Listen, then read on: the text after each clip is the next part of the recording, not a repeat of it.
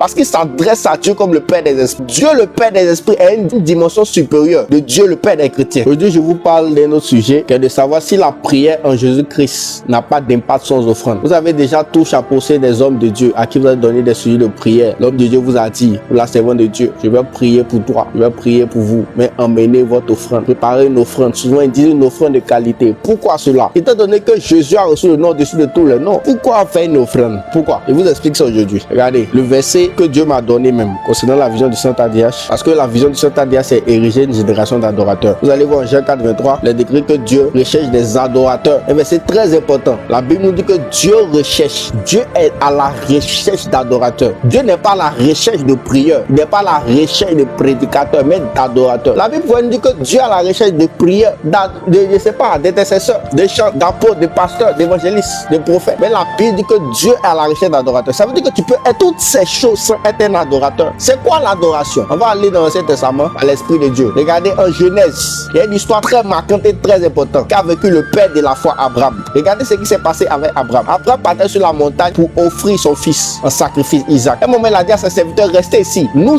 allons adorer. En réalité, il partait offrir son fils en sacrifice. Abraham nous explique ici c'est quoi l'adoration. Quand on parle d'adoration, on parle de sacrifice. Il n'y a pas d'adoration sans sacrifice. Si tu es un chanteur, vous savez, chanter c'est pas adorer. Je t'aime, tu le sais, c'est pas ça l'adoration. Ça c'est chanter simplement. C'est pas ça une adoration. Tu peux être un chanteur sans être un adorateur. Tu chantes des belles choses. Mais ce que tu fais, il n'y a pas d'adoration dedans. C'est pour ça qu'il n'y a pas d'impact dans ce que tu fais. Tu es un chanteur, mais quand tu chantes, il n'y a pas la présence de Dieu. Parce que Dieu ne trouve pas d'adoration dans ce que tu fais. Parce qu'on parle d'adoration, on parle de sacrifice. Il est écrit que le royaume des cieux appartient aux violents. Tu peux prier sans que ta prière soit une adoration. Qu'est-ce que tu sacrifies lorsque tu étais de prier? L'une des façons de se rassurer que ta prière est une adoration, lorsque tu finis de parler, il faut offrir quelque chose à Dieu. C'est pour ça que les hommes de Dieu vous disent d'apporter une offrande. Le monde spirituel, écoutez-moi bien, fonctionne avec le sang. Dieu est un esprit. Dieu même se soumet aux lois spirituelles. Parce que si Dieu se soumettait pas aux lois spirituelles, là, les gens qui vivent selon Dieu partout dans le monde là, c'est pas eux qui sont à la tête. Elle est écrit que le monde attend la révélation des fils de Dieu. En d'autres termes, le monde attend.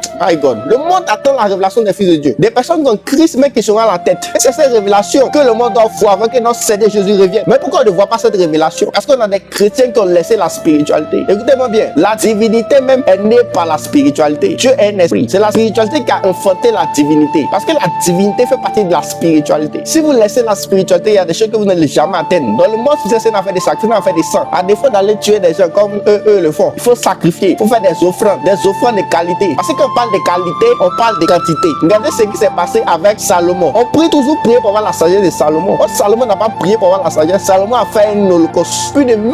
Parce que quand on parle de qualité d'une offrande, on parle de la quantité. Il faut que ton offrande pèse sur la balance. Il faut que ton offrande pèse sur la balance. C'est ainsi le monde spirituel fonctionne. C'est ainsi que le monde spirituel fonctionne. Est-ce que tu mérites ce que tu demandes? Dans le monde spirituel, on achète les choses. Est-ce que tu peux acheter ce dont tu as besoin? Tu ne fais pas d'offrande. Tu ne fais pas de sacrifice. Quand tu finis de prier, il faut que tu parles parler. Parce que c'est l'adoration dans ta prière qui permet que ta prière soit exaucée. En Philippiens 4, verset 6, je crois bien, verset 6, il dit faites connaître vos besoins à Dieu par des prières, des supplications, accompagnées d'actions de grâce. Quand pas d'action de grâce, on parle d'offrande. Il dit faites connaître vos besoins à Dieu par des prières, mais accompagnées d'actions de grâce. Je vous dis, c'est un secret que l'Esprit de m'a révélé un jour. Quand tu finis de prier là, tu dois faire une sémence. On ne parle pas seulement.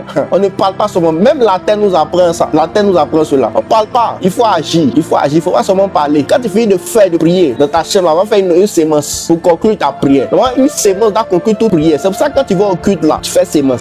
Une sémence doit conclure toute parole que tu dis. Parce que la sémence, le fond, c'est une dimension de la prière. La prière, c'est pas parler même. La prière, c'est un rituel. La prière, c'est un ensemble de choses. Donc, faire une offrande, mais c'est une prière. Même lorsque tu ne parles pas. Et l'offrande parle plus fort que les paroles, je vous assure.